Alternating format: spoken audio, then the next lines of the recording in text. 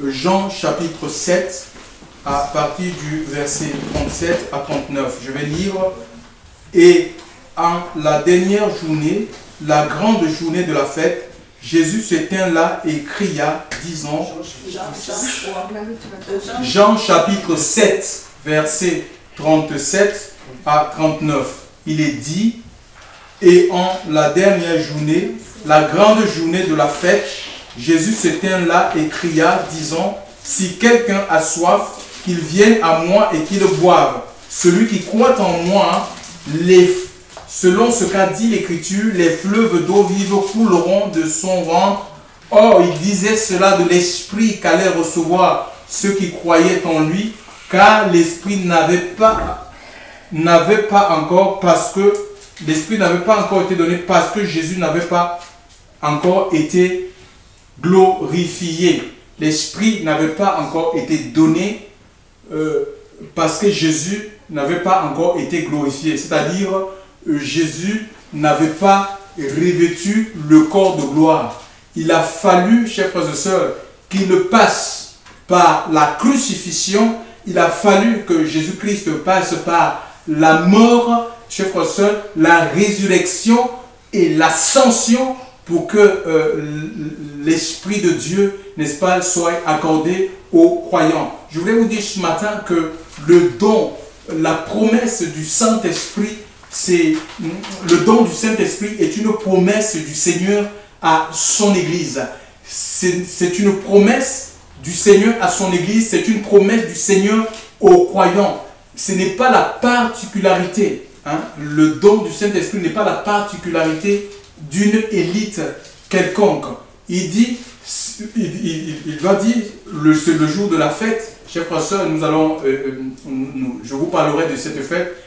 La Bible nous dit ici que le Seigneur va s'écrier en disant, si quelqu'un a soif, qu'il vienne à moi et qu'il boive. Alléluia. Donc la base qui permet à Dieu de manifester sa grâce et ses divers dons, c'est la soif. Alléluia. C'est la soif des cœurs. Si les gens ont soif si les gens ont soif de Dieu, soif de la présence de Dieu, soif de la communion avec Dieu, si les gens ont soif de grandir dans la sainteté de Dieu, chers frères et sœurs, il n'y a pas de raison que Dieu ne puisse visiter ces personnes, quelles qu'elles soient. Ici, chers frères et sœurs, l'Écriture, la Bible ici nous parle de la promesse de l'Esprit Saint. Vous savez, nous avons besoin, l'Église a besoin de l'Esprit de Dieu. L'Église a besoin de fonctionner avec l'Esprit de Dieu.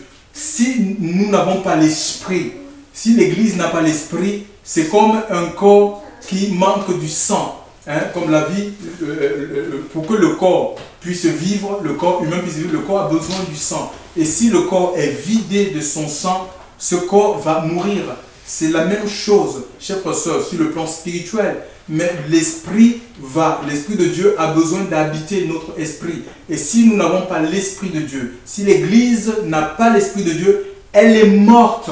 Cette Église, elle est morte, quoique vivante. Et le Seigneur va parler à une Église, l'Église de Sardes, dans Apocalypse, chapitre 3, au verset 1 à 2. Il dit, je connais tes œuvres, je sais que tu passes pour être vivant, et tu es mort. Il parle à cette église. Il dit, je sais que tu passes pour être vivant et tu es mort. On peut avoir tous les signes extérieurs de la vie. On peut essayer de manifester la vie dans les chants, dans les enseignements même.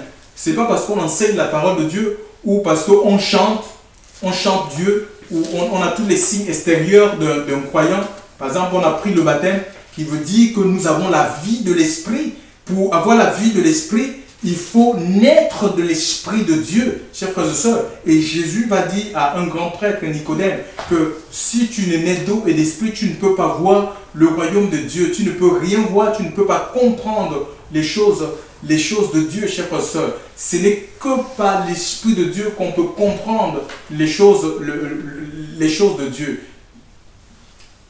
Et si nous n'avons pas l'Esprit, il nous sera impossible, chers frères et sœurs, de vraiment de rentrer dans cette adoration que Dieu désire pour chacun de notre vie.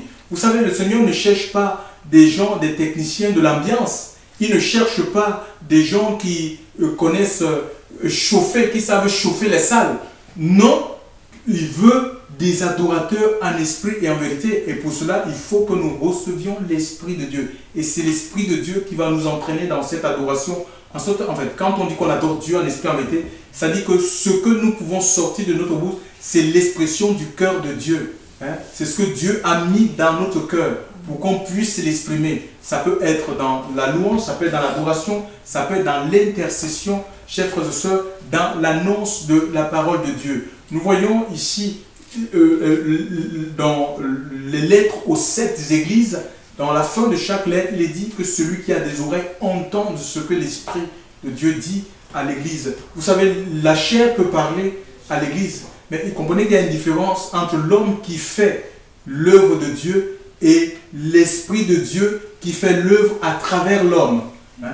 C'est ça, ce que Dieu veut. Dieu veut faire son œuvre, Dieu veut œuvrer à travers l'homme. Nous devons, et pour cela, ça demande, chers frères et sœurs, que nous acceptions comme le Christ.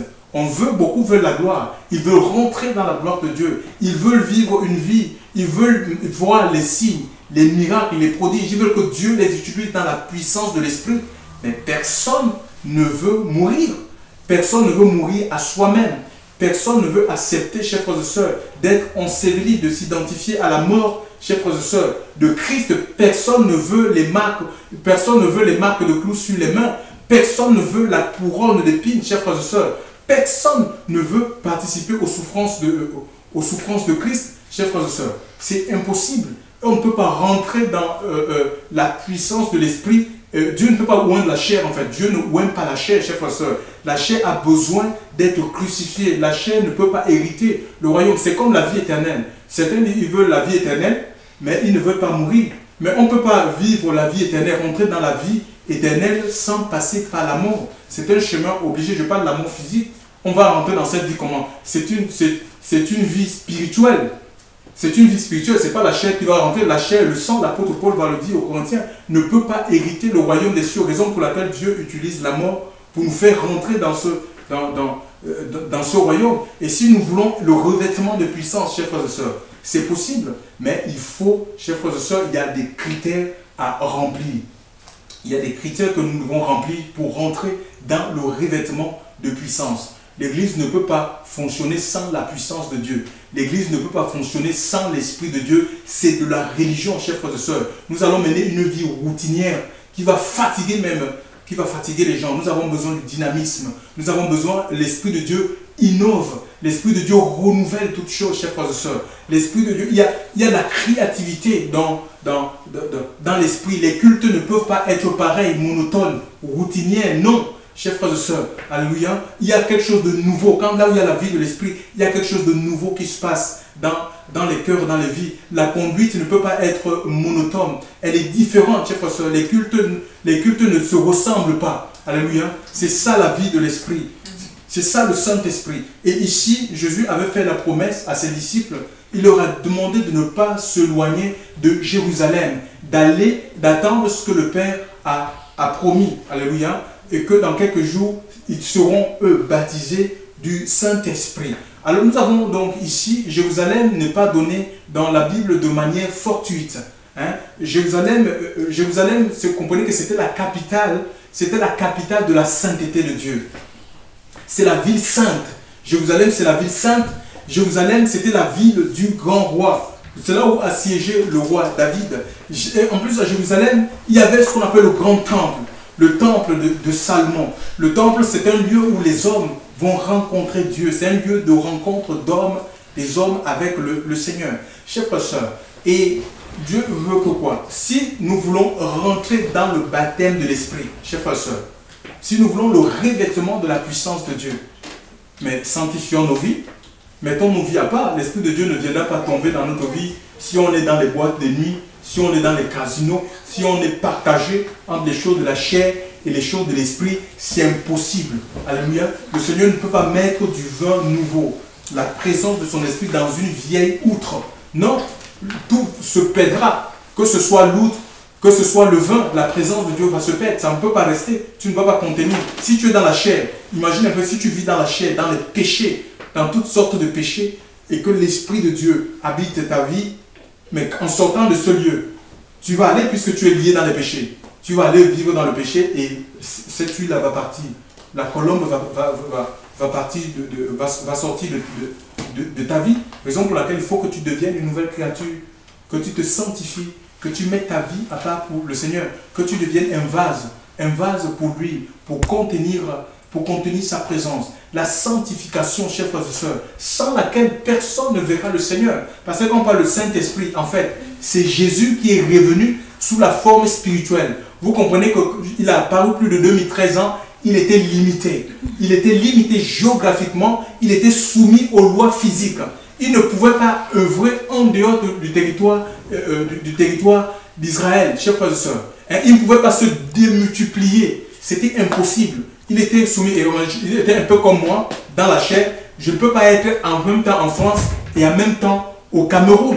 C'est impossible. Donc, raison pour laquelle il avait dit à ses disciples, il est avantageux, dans le livre de Jean, chapitre 16, verset 17, qu'il est avantageux que je m'en aille. Parce que si je ne m'en vais pas, le Consolateur ne viendra pas, l'Esprit de vérité, chers frères et sœurs. Alléluia. Et le Seigneur donc est passé par la mort. Il est passé par la mort et nous voyons que les liens de la mort n'ont pu le retenir. Il n'est pas resté dans le foie de la tombe. Il est revenu par le Saint-Esprit conformément à ce qui avait été écrit, chers frères et sœurs. Selon ce qui avait été écrit, c'est Dieu qui l'a ressuscité d'entre les morts. Alléluia. C'est l'Esprit de Dieu qui l'a ramené à la vie. Et quand il a revêtu son corps de gloire, assis à la droite de Dieu, nous voyons que la Pentecôte est devenue une réalité. En fait, le Seigneur est revenu, c'est lui-même qui est revenu par le Saint-Esprit pour habiter les 120 qui étaient dans la chambre haute et afin de perpétuer son ministère miraculeux, chers frères et sœurs. Au moment où je suis en train de vous parler, l'Esprit de Dieu habite les vies à travers le monde. Et à la même seconde où je suis en train de vous parler, que ce soit aux États-Unis, que ce soit en Chine, au Japon, en Afrique, il y a des gens qui sont en train de prêcher l'évangile. Les malades sont en train d'être guéris, les paralytiques se lèvent, les aveugles voient. Chers frères et sœurs, la bonne nouvelle est prêchée et les âmes sont sauvées. Ils sont amenés à Christ, mais c'est l'œuvre du Saint-Esprit. Ce n'est pas l'homme. Mais Jésus, dans la chair, chers frères et sœurs, il ne pouvait pas accomplir cette œuvre. Alléluia. Aujourd'hui, il habite tous ceux qui croient. Je vous ai dit que ce n'était pas la particularité d'une élite.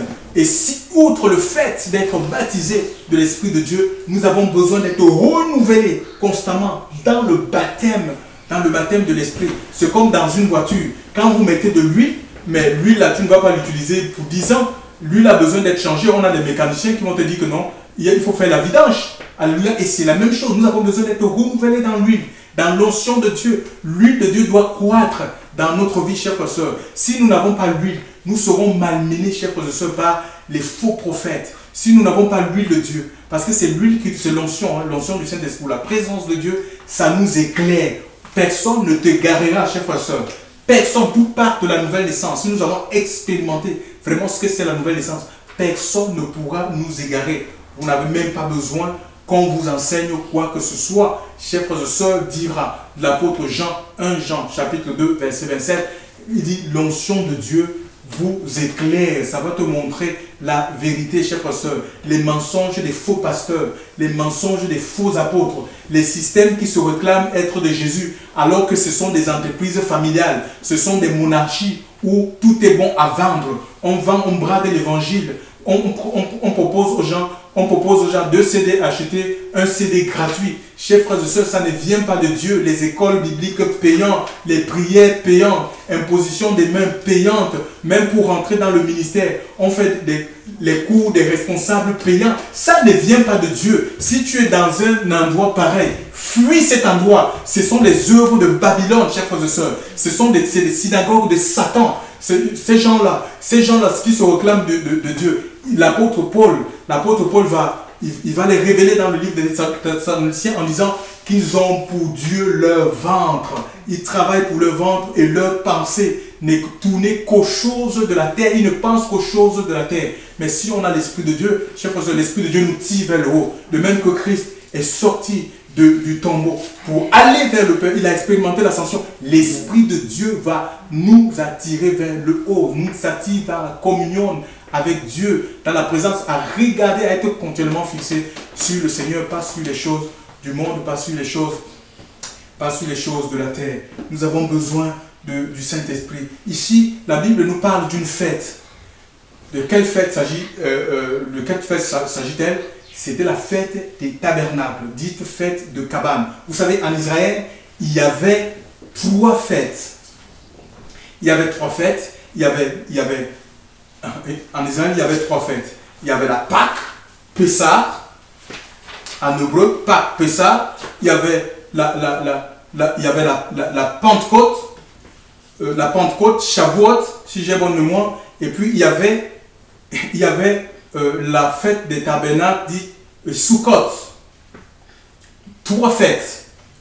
Et ces fêtes, comprenez que c'est des fêtes qui se célébraient en Israël. La Pâque, ils l'ont vécu en Israël. Donc quand Dieu avait décidé de décimer tous les premiers-nés mâles de l'Égypte, il va demander à son peuple de mettre sur des linteaux et des poteaux des maisons du sang, en sorte que l'exterminateur venant, les maisons où il y avait du sang soient épargnées, chers frères et sœurs, que la mort ne puisse pas rentrer dans ces maisons. Chers frères et sœurs, ce qui va nous épargner, ce qui nous met à l'abri du diable, des démons, des sorciers. Ça ne sert à rien de chercher des protections auprès des hommes de Dieu, je ne sais pas. C'est le sang de Christ appliqué à ta vie. C'est que tu crois tout simplement dans le sacrifice de la croix. Alléluia. Je ne parle pas d'une croyance raisonnée. Je ne parle pas d'une croyance intellectuelle des choses de Dieu. Je parle de la croyance du cœur. Que ton cœur a été circoncis. Ton cœur a été touché par l'Esprit de Dieu. Et tu as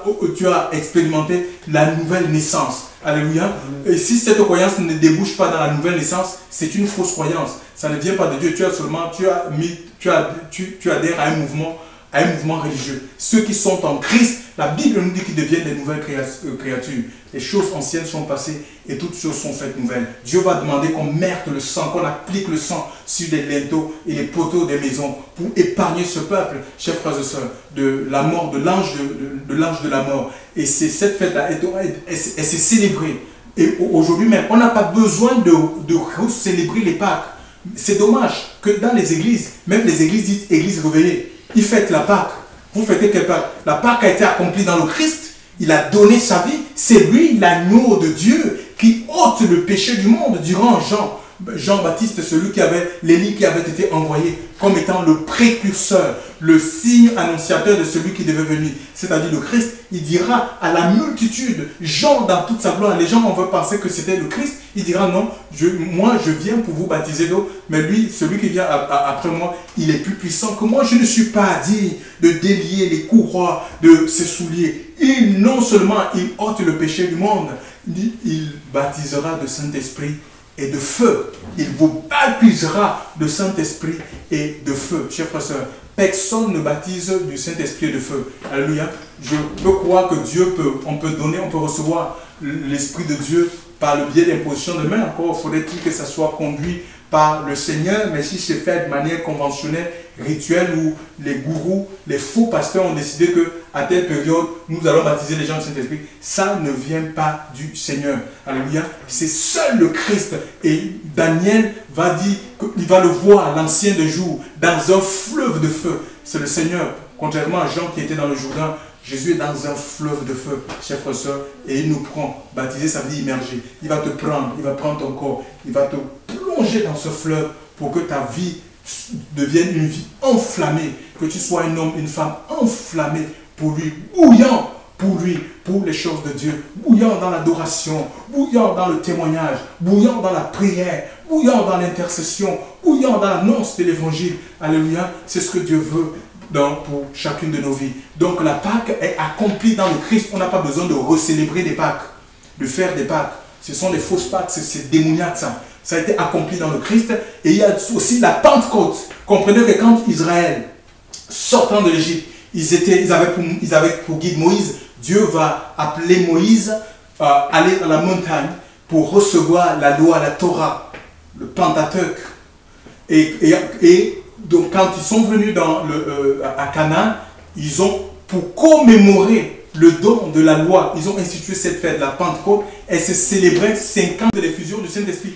La Pentecôte, c'est la fête qui commémore le don de la loi que Dieu a remis par le biais de l'ange à son serviteur Moïse. À son serviteur Moïse au mont Sinaï. Chers frères et sœurs. Donc c'était une fête. Ils remerciaient Dieu. Et ce jour-là, donc le jour où ils ont reçu le Saint-Esprit, c'était 10 jours après. Parce que 40 jours, Jésus a fait 40 jours. Hein, quand il est sorti du tombeau, il a fait 40 jours. Il a été vu par 500 disciples, 500 frères. Donc 40 jours. Et 10 jours après, c'était le jour de la Pentecôte. Donc le jour où on commémorait la loi de Dieu. La loi que Dieu avait donnée à son peuple. C'est là, quand ils étaient dans la chambre haute, priant, jeûnant, recherchant la face de Dieu, que le Saint-Esprit, chers frères et sœurs, le revêtement de puissance, l'Esprit de Dieu est descendu sur eux sous la forme de langues de feu. L'Écriture dit que tous furent remplis et ils se mit à parler selon que l'Esprit les conduisait. Ce n'est pas eux qui conduisaient l'Esprit. Ce n'est pas nous qui conduisons l'Esprit. Mais aujourd'hui, les gens veulent conduire le Saint-Esprit. Comment tu vas conduire Dieu?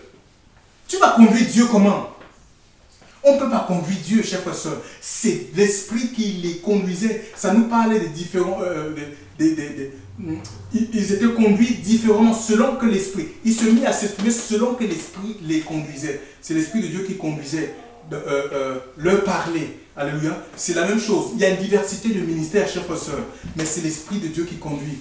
Nous sommes différents et Dieu nous donne des capacités différentes. On ne peut pas être pareil, on ne peut pas nous mettre dans les moules. C'est la religion, le veau d'or. On veut mettre les gens, tous doivent être pareils, chers frères et sœurs. On uniformise les services. Tout le monde doit faire la même chose. Dans nos églises, non, nous sommes membres du corps et les membres n'ont pas la même fonction. Il faut connaître ton identité, ce pourquoi tu as été appelé et applique-toi, marche selon la vocation que tu as reçue de la part de Dieu. C'est écrit, Ephésiens chapitre 4, au premier verset. Tu dois marcher selon la vocation. Tu ne marches pas selon le gourou, selon ce que les gens veulent que tu fasses. Non, il faut être dans ton appel. Tu seras heureux. Si tu es appelé à être bras, tu dois jouer le rôle du bras. Si tu es appelé à être pied, tu seras heureux que quand tu retrouves ta fonction, dans le corps. Hein, le corps du Seigneur est dépecé, chers frères et sœurs. C'est une honte. L'église, il n'y a pas... Il y a le Saint-Esprit à l'église. Vous savez, Dieu a ses hommes à l'église, mais ceux qui sont comme la tête, ceux qui sont comme les pionniers, ils ne donnent pas la liberté à l'Esprit de Dieu d'agir. Ils veulent diriger l'œuvre de Dieu. Ils veulent structurer. C'est le Saint-Esprit qui structure l'église du Seigneur. C'est l'Esprit de Dieu qui capacite, qui lève les hommes. C'est lui qui lève les hommes. C'est lui qui choisit qui doit être la bouche, qui doit être l'oreille, qui doit être le pied, qui doit être la main. Ce n'est pas un homme. C'est pas un homme. Donc je reviens sur cette fête. Donc pendant qu'ils célébraient la Pentecôte, le Saint-Esprit est descendu donc dans la vie de ces 120 qui étaient dans la chambre haute. Ils ont reçu le baptême du Saint-Esprit. Vous voyez, dans l'Ancienne Alliance, la loi était écrite sur des pierres. Il fallait que l'Israélite lui-même, tu devais te forcer à mettre ce qui est écrit sur les tables de pierre, qu'avait reçu Moïse. Il fallait te forcer à mettre ça dans ton cœur. Mais avec l'effusion du Saint-Esprit, vous voyez, c'était la fête de la loi. Alors, l'effusion, le Saint-Esprit va venir le jour de la Pentecôte, le jour de la fête de la loi, pour donner vie à la parole de Dieu. Tout simplement pour donner vie. Ce qui était écrit sur les tables de pierre est inscrit par les flammes de feu dans le cœur. Alléluia. Et il nous a dit ceci. Écoutez ce que le Seigneur dit. Écoutez ce que le Seigneur dit dans le livre de Jérémie. On va ouvrir Jérémie. C'est la prophétie de Jérémie qui s'est accomplie. Écoutez ce que il dit. Voici les jours viennent. Jérémie chapitre 31. À partir du verset 32. Voici les jours viennent, dit l'Éternel, où je ferai avec la maison d'Israël et la maison de Juda une alliance nouvelle. Non comme l'alliance que je traitais avec leur père le jour où je les saisis par la main pour les faire sortir du pays d'Égypte. Alliance qu'ils ont violée, quoique je fusse leur maître, dit l'Éternel. Mais voici l'alliance que je ferai avec la maison d'Israël. Après ces jours-là, dit l'Éternel, je mettrai ma loi au-dedans d'eux. Et je crierai dans leur cœur et je serai leur Dieu et ils seront mon peuple. Celui-ci n'enseignera plus son prochain, ni celui-là son frère, en disant connaissez l'Éternel, car tous me connaîtront depuis le plus petit jusqu'au plus grand. C'est-à-dire c'est ça l'œuvre du Saint-Esprit. L'Esprit de Dieu va graver la parole de Dieu dans notre cœur et dans le même prophète, hein, Jérémie. Je vais vous lire notre passage dans Jérémie 33. Il est dit ceci. Jérémie 33. Écoutez ce que Jérémie 33 dit. On cherche le verset. Jérémie 33. Oui, Jérémie 33, il est dit, voici, verset 37. Jérémie 33, verset 37, il est dit ceci.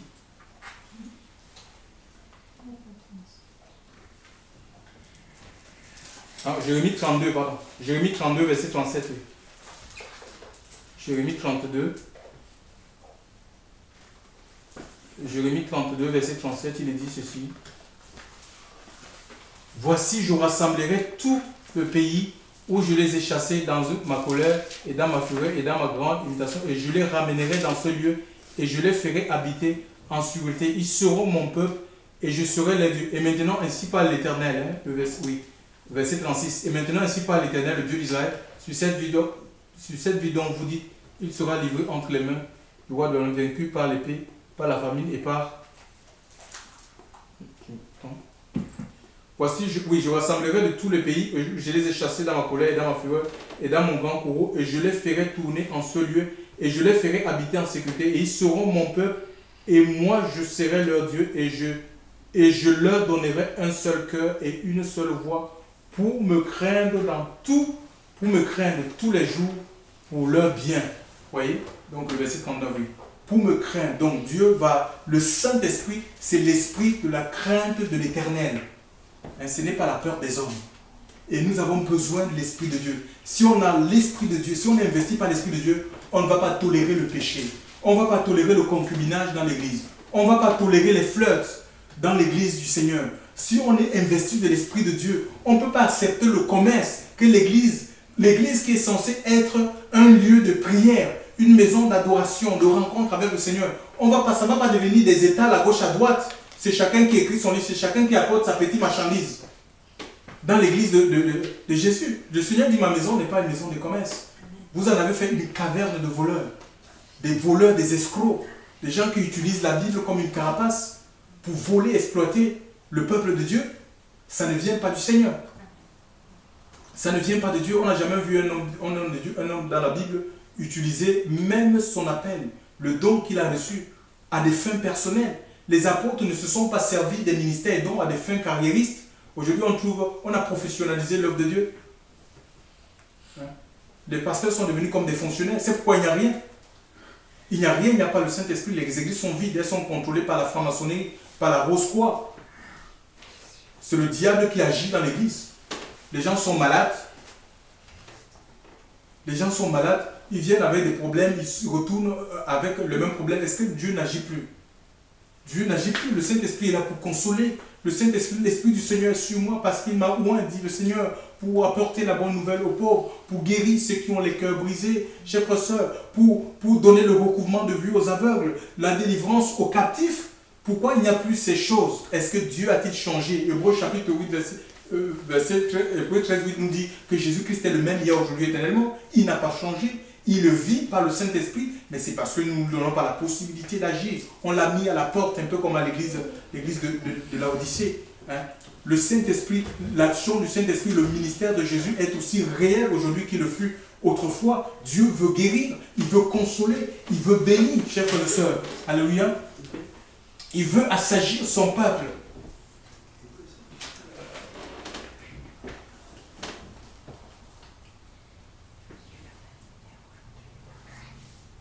Ouais, ce qui chasse le Saint-Esprit, en fait, c'est le péché. C'est le péché de l'Église, les péchés cachés du peuple de Dieu. Vous voyez, le Seigneur va dire dans le livre de 2 Timothée, chapitre 2 Timothée 2,19, le Seigneur connaît ce qui lui appartient. Hein? On peut se réclamer de Dieu, On peut mettre un ministère qui se réclame de Dieu. Dieu sait si on est de lui ou on n'est pas de lui. De toute façon, les fruits vont parler. Hein. Si c'est le fruit de la cupidité, de la vente, du vol, les messages de prospérité, parce que le Saint-Esprit n'a pas autre chose à dire. Mais regardez les lettres aux 7 églises. Les messages sont diversifiés, ils sont contextualisés. Hein. Dieu parle en fonction du contexte. Hein. L'Église a besoin d'entendre autre chose. Hein. Pas les mêmes choses. Non. C'est le péché. Il dit, le Seigneur connaît ce qui lui appartient. Et que quiconque invoque le nom du Seigneur, qui se loigne de l'iniquité. Chers frères et sœurs, voyez, l'iniquité, c'est le péché qui est constamment reproduit. C'est le péché qui est constamment fait. Parce que tellement on a fait ce péché et ça a créé un lien. En sorte qu'on ne peut plus sortir. On est devenu esclave. Hein? L'homme est esclave de ce qui domine sur lui. Hein? Et un chrétien esclave n'est pas libre. Un chrétien qui est esclave n'est pas libre. Vous connaîtrez la vérité vous rendra libre. Seule la vérité a le pouvoir et la capacité de nous rendre libres. Il parle de l'iniquité. Quiconque invoque le nom du Seigneur, voyez, la bouche qui se loigne. On ne peut pas invoquer le nom de Dieu, parler des choses de Dieu et la même bouche, hein, passer du temps à critiquer, à condamner. C'est là où on condamne, c'est là où on critique, c'est là où on accuse. Hein. Certains vont même plus loin. Le prophète Ésaïe avait reconnu l'impureté de ses lèvres. Certains vont plus loin. Il y en a qui pratiquent la fellation. Ils pratiquent la fellation. Ils boivent le sperme. Vous vous rendez compte? Et puis on vient, je m'en veux offrir un culte, j'appartiens au Seigneur, je vais adorer Dieu, la même bouche. Mais tu rigoles, éloigne-toi de l'iniquité. Éloigne-toi du péché, chers frères et sœurs. Éloigne-toi de la vie et de la pratique du péché. On ne peut pas utiliser notre bouche pour ingurgiter l'alcool. On boit l'alcool. Ne vous enivrez pas de vin. Nous dit l'Écriture, c'est de la débauche. Soyez, à contrario, remplis de l'Esprit de Dieu. Soyez pleins de l'Esprit de Dieu. Soyez remplis de l'Esprit au point d'être ivre. Alléluia. Un homme qui est ivre ne se contrôle pas. Ne contrôle pas ses actions. En fait, il est contrôlé par l'alcool. Et l'Esprit de Dieu, c'est comme le vin. Dieu veut contrôler notre vie. Si l'Esprit de Dieu ne nous contrôle pas, nous serons contrôlés par les sorciers. Si l'Esprit de Dieu ne nous contrôle pas, nous serons contrôlés par les organisations. Si l'Esprit de Dieu ne nous contrôle pas, nous serons contrôlés par les faux pasteurs. En fait, l'Esprit de Dieu, c'est comme le vent. Hein. Le vent, ça nous parle de l'invulnérabilité. On va échapper à leurs mains. Ils vont mettre des filets, ils ne attraperont jamais. On ne peut pas attraper quelqu'un qui est dans l'Esprit. Alléluia. Et il faut être soumis à l'Esprit. Soyons soumis à l'Esprit de Dieu. Alléluia. L'effusion du Saint-Esprit, Dieu veut, il a répandu son Esprit sur la terre. Nous pouvons être remplis. Nous pouvons être remplis. Je reviens maintenant sur la fête des tabernacles. Je vous ai expliqué la fête donc la fête de la Pentecôte. Et si c'est la fête des tabernacles, c'est dite fête des cabanes. Alléluia. C'était une fête qui commémorait aussi les jours où Dieu a gardé son peuple durant leur traversée.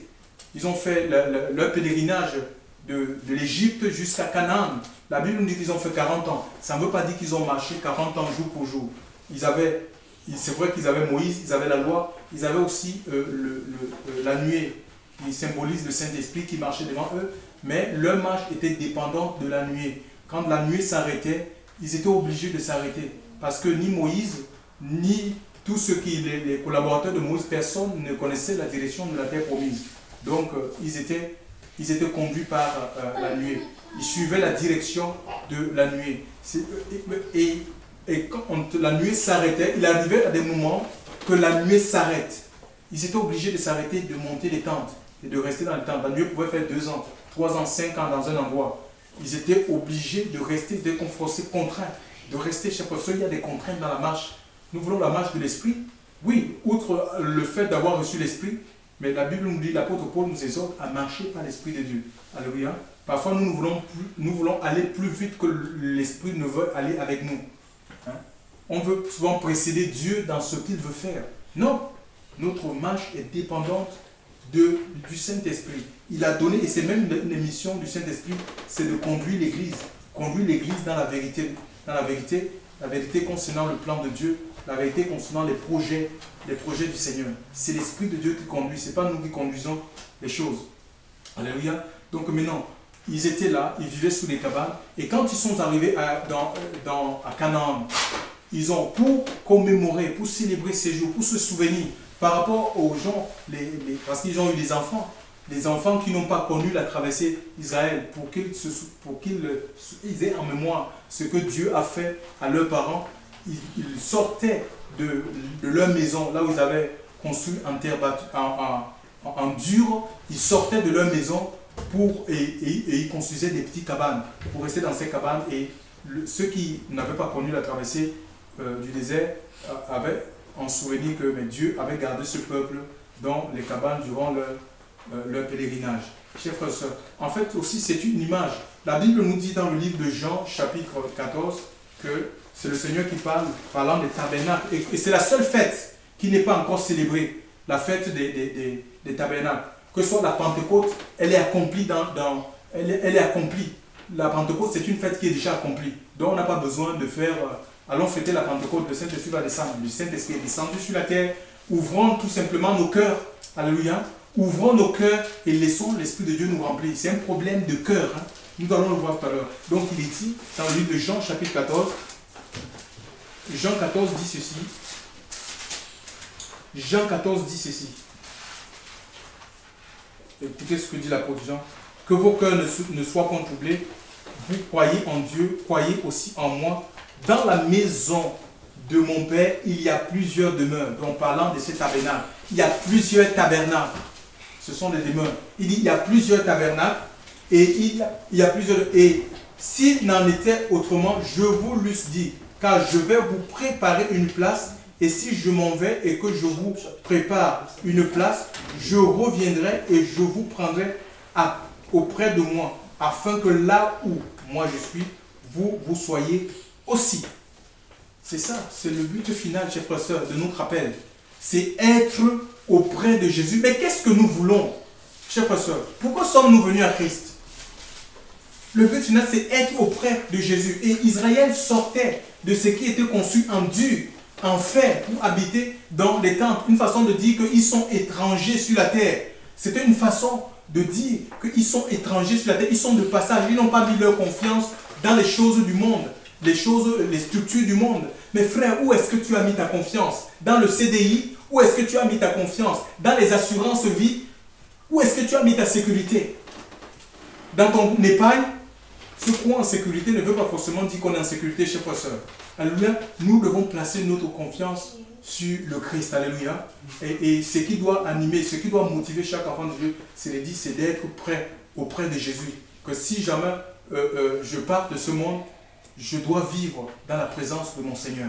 Alléluia. Je dois me rassurer que le Seigneur, je vais rentrer dans la présence de Dieu. C'est le but final, chers frères et sœurs. C'est ce qui nous rassemble, c'est ce qui doit nous rassembler, c'est ce qui doit nous motiver. Hein? Et vraiment, si les motivations sont pures, il y aura moins de luttes, des combats, les luttes d'influence, les combats dans l'église de Jésus. Alléluia. L'église, elle est charnelle. Et pour rentrer dans cette fête-là, il fallait passer par les expiations, chers frères et sœurs.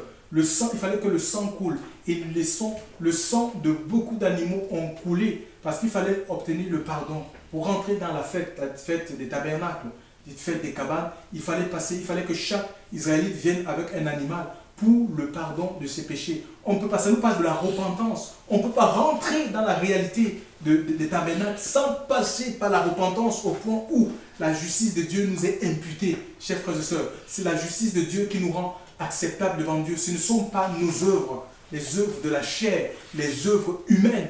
Nous avons besoin que Dieu nous impute sa justice. C'est lui qui nous justifie. Alléluia. Et il a pourvu ce pourquoi nous devons être justifiés, c'est-à-dire son offrande, son sang. Il a donné sa vie. Personne n'a pris sa vie, chers frères et sœurs. Il a donné volontairement sa vie à Golgotha. Alléluia. Et pour que nous puissions rentrer, nous puissions avoir à repentir tout simplement. De nous repentir de nos péchés. Hein? On n'est pas là pour faire des adeptes.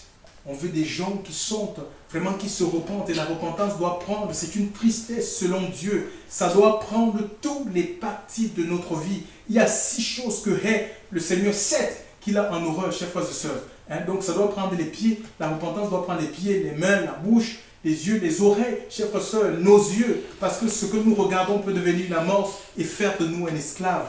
ce que tu vois, ce que tu entends. Fais attention à ce que tu touches. Qu'est-ce que tu touches? La pornographie, hein? On a aujourd'hui des chrétiens partagés entre les choses du monde et les choses de la chair. Non, mais à un moment donné, il faut qu'on fasse un choix. Alléluia. Comme Josué. Josué avait décidé, lui et sa maison, de servir Dieu. Il faut faire un choix. La vie chrétienne, elle est faite de choix. Tu ne peux pas être partagé, chers frères et sœurs.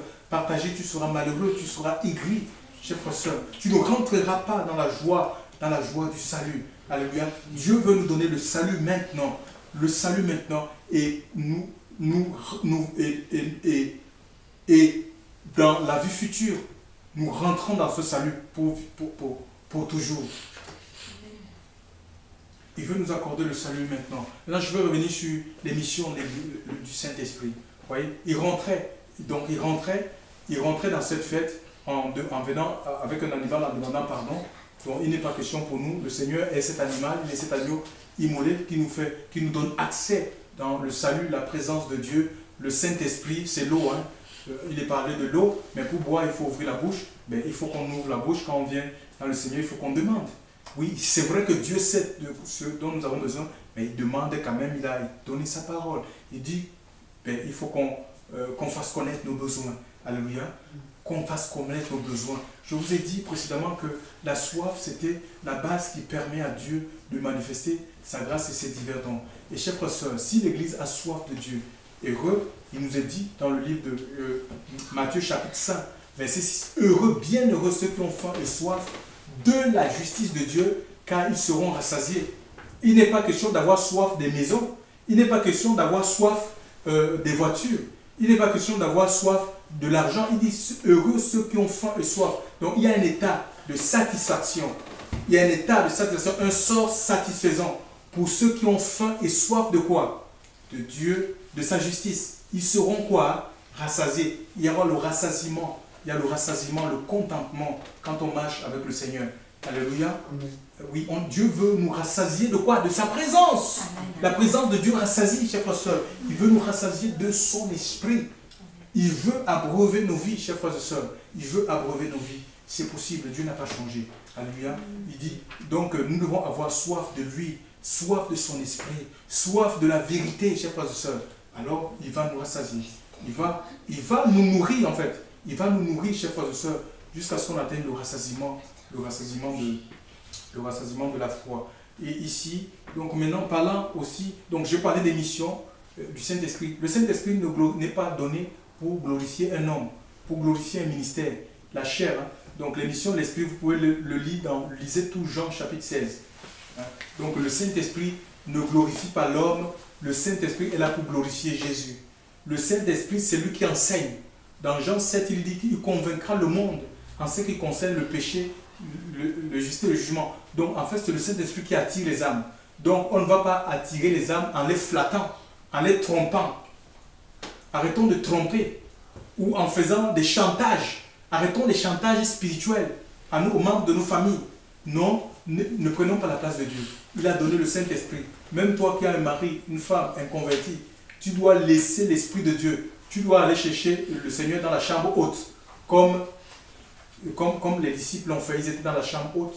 Ils ont jeûné, ça nous parle de la communion, l'intimité, le jeûne, la prière. Hein, on ne jeûne pas, on veut que les âmes viennent au Seigneur.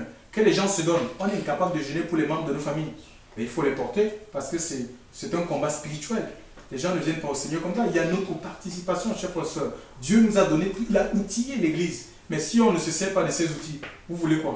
Il ne fera pas ce que nous sommes appelés à faire à notre place. Alléluia. Nous faisons ce qu'il nous commande de faire et lui va agir. Il fera ce que nous n'avons pas la capacité de faire. Lui, on n'a pas la capacité d'attirer les âmes. Seul Dieu peut le faire. Et donc maintenant, à nous, chers frères et sœurs, de mettre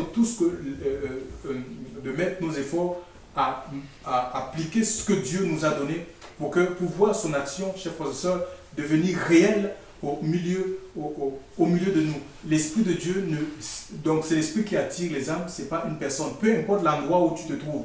Jean était au désert. Au désert, il n'y a pas de maison là-bas, mais les gens quittaient la Samarie, Jérusalem, les villes pour aller le rencontrer. L'onction attire. Donc on n'a pas besoin de dire, bon, allons chercher un endroit stratégique. Rendons-nous un peu visibles, mettons dans un carrefour où il y a des allants et les venants. Non. Alléluia, on est là, on se place là où Dieu nous veut. peu importe l'endroit, même si c'est un endroit isolé, l'Esprit de Dieu va attirer. Aussi, l'Esprit de Dieu ne glorifie pas, voilà, j'ai dit, l'Esprit de Dieu ne glorifie pas la chair. Ce n'est pas là pour glorifier un ministère, une dénomination quelconque ou un homme. L'Esprit de Dieu glorifie Jésus. C'est donné pour glorifier Jésus. L'Esprit Saint aussi, c'est lui qui enseigne. Il rappelle les paroles du Seigneur. Alléluia. C'est le corps enseignant. C'est lui qui enseigne. Dans le livre de ça, c'est Jean, toujours l'évangile de Jean 16, 22, 26, 27 là. Donc c'est l'Esprit de Dieu qui enseigne la parole de Dieu. C'est lui qui conduit dans la vérité. Alléluia. C'est lui que nous avons besoin pour les décisions, chers frères et sœurs. Les choix, nous avons besoin vraiment d'être corps. Il faut que nous fassions corps avec la parole de Dieu. Alors l'Esprit de Dieu va nous éclairer. Nous donnons la possibilité à l'Esprit de Dieu, à l'Esprit Saint de nous éclairer. Chers frères et sœurs, même dans les choix de la vie. Gloire à Dieu. Aussi, l'Esprit, oui, voilà, l'Esprit parle à l'Église. Hein. Vous avez les lettres aux 7 églises, que celui qui a des oreilles entende ce que l'Esprit dit à l'Église. L'Église n'a pas besoin d'entendre, je ne sais pas, les théologies. On a inventé je ne sais pas, des enseignements qui ne sont pas dans la Bible, qui sont démoniaques. La théologie, la missiologie, la démonologie, l'étude des démons. Qu'est-ce qu'on va passer du temps à étudier les démons? On doit délivrer les gens des démons tout simplement. Hein? Vous avez reçu la puissance de marcher sur les serpents et les scorpions et sur toute la puissance de l'ennemi et que rien ne pourra vous nuire. Les démonologies, les eumanétiques, théologie pastorale, mais c'est des conneries. Ce sont des conneries évangéliques, s'il vous plaît. Excusez-moi. C'est des choses qui ne viennent pas de Dieu. Dieu demande l'obéissance tout simplement, qu'on obéisse à sa parole. Nous obéissons à sa parole et c'est lui qui fait l'œuvre. C'est Dieu qui fait l'œuvre, ce n'est pas l'homme. C'est le Saint-Esprit. Il a été donné pour perpétuer le ministère de Christ jusqu'à son retour. Et si on se soumet à l'Esprit de Dieu, les miracles vont revenir. Les miracles vont revenir. Les guérisons vont revenir, chers frères et sœurs. Alléluia. Il y aura la présence de Dieu. Les gens seront remplis de la présence de Dieu. Alléluia. Et le péché sera chassé de l'Église. Que son nom soit béni. Que son nom soit béni. Père, je te rends grâce. Père, je te bénis encore pour ces instants. Sois loué pour ta parole qui est la vérité. Maintiens-nous dans la vérité, Seigneur Dieu. Oh, nous te louons, Seigneur, nous t'adorons pour ce matin de grâce. Dans le nom de Jésus-Christ, nous avons ainsi prié. Gloire à Dieu. Il est vivant. Il est vivant. Seigneur.